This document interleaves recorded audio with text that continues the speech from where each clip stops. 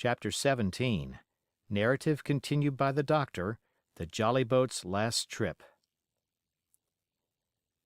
This fifth trip was quite different from any of the others. In the first place, the little gallipot of a boat that we were in was gravely overloaded. 5 grown men and 3 of them, Trelawney, Redruth, and the captain, over 6 feet high, was already more than she was meant to carry.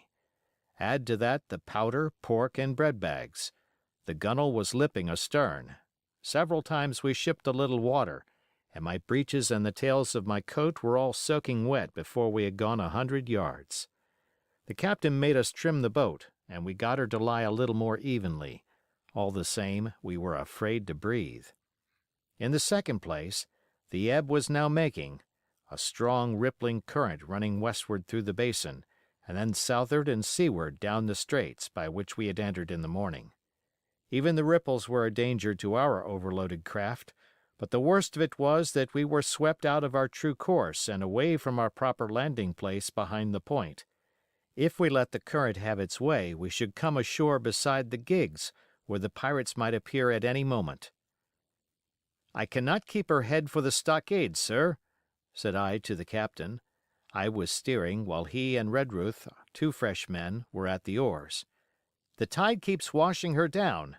Could you pull a little stronger?" "Not without swamping the boat," said he.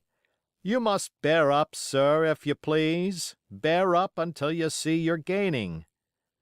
I tried, and found by experiment that the tide kept sweeping us westward until I had laid her head due east, or just about right angles to the way we ought to go. "We'll never get ashore at this rate," said I. "If it's the only course that we can lie, sir, we must even lie it," returned the captain. "We must keep upstream.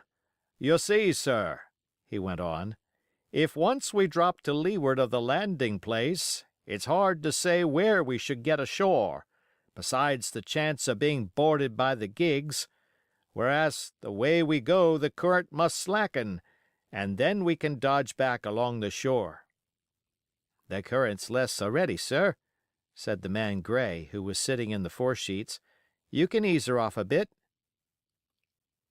"Thank you, my man," said I, quite as if nothing had happened, for we had all quietly made up our minds to treat him like one of ourselves.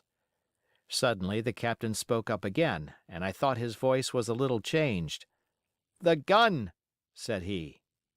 "I have thought of that," said I, for I made sure he was thinking of a bombardment of the fort.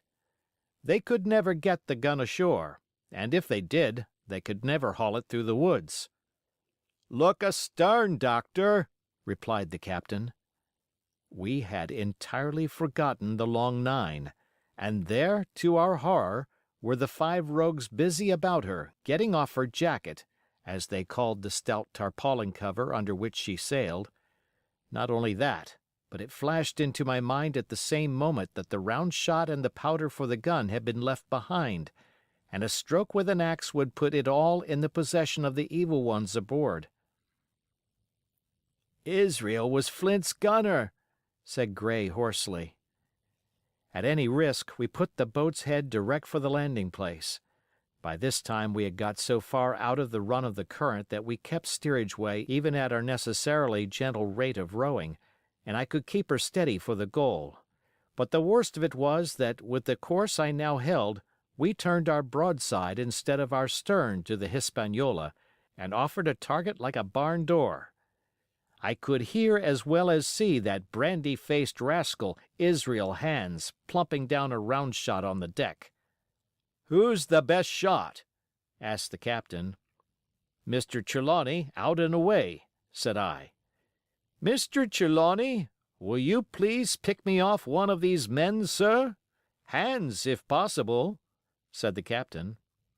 Trelawney was as cool as steel. He looked to the priming of his gun. "Now," cried the captain, "easy with that gun, sir, or you'll swamp the boat. All hands stand by to trim her when he aims." The squire raised his gun, the rowing ceased, and we leaned over to the other side to keep the balance, and all was so nicely contrived that we did not ship a drop. They had the gun, by this time, slewed round upon the swivel, and Hans, who was at the muzzle with the rammer, was in consequence the most exposed. However, we had no luck, for just as Trelawney fired, down he stooped, the ball whistled over him, and it was one of the other four who fell. The cry he gave was echoed not only by his companions on board, but by a great number of voices from the shore, and looking in that direction I saw the other pirates trooping out from among the trees and tumbling into their places in the boats. "Here come the gigs, sir," said I. "Give way, then," cried the captain. "We mustn't mind if we swamp her now. If we can't get ashore, all's up." "Only one of the gigs is being manned, sir," I added. "The crew of the other most likely going round by shore to cut us off." "They'll have a hot run, sir," returned the captain. "Jack ashore, you know. It's not them I mind, it's the round shot. Carpet bowls! My lady's maid couldn't miss. Tell us, squire, when you see the match, and we'll hold water." In the meanwhile, we had been making headway at a good pace for a boat so overloaded, and we had shipped but little water in the process. We were now close in, 30 or 40 strokes and we should beach her, for the ebb had already disclosed a narrow belt of sand below the clustering trees. The gig was no longer to be feared. The little point had already concealed it from our eyes. The ebb tide, which had so cruelly delayed us, was now making reparation and delaying our assailants. The one source of danger was the gun. "If I durst," said the captain, "I'd stop and pick off another man." But it was plain that they meant nothing should delay their shot. They had never so much as looked at their fallen comrade, though he was not dead, and I could see him trying to crawl away. "Ready!" cried the squire. "Hold!" cried the captain, quick as an echo. And he and Redruth backed with a great heave that sent her astern bodily under water. The report fell in at the same instant of time. This was the first that Jim heard, the sound of the squire's shot not having reached him.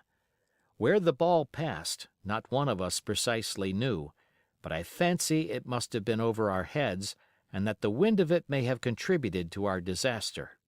At any rate, the boat sank by the stern, quite gently, in 3 feet of water, leaving the captain and myself facing each other on our feet. The other 3 took complete headers, and came up again drenched and bubbling.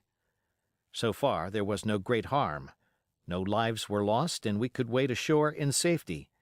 But there were all our stores at the bottom, and to make things worse, only 2 guns out of 5 remained in a state for service. Mine I had snatched from my knees and held over my head, by a sort of instinct. As for the captain, he had carried his over his shoulder by a bandolier, and like a wise man, lock uppermost. The other 3 had gone down with the boat. To add to our concern, we heard voices already drawing near us in the woods along shore, and we had not only the danger of being cut off from the stockade in our half-crippled state, but the fear before us whether, if Hunter and Joyce were attacked by half a dozen, they would have the sense and conduct to stand firm. Hunter was steady, that we knew. Joyce was a doubtful case, a pleasant, polite man for a valet and to brush one's clothes, but not entirely fitted for a man of war. With all this in our minds, we waded ashore as fast as we could, leaving behind us the poor jolly-boat and a good half of all our powder and provisions. End of chapter.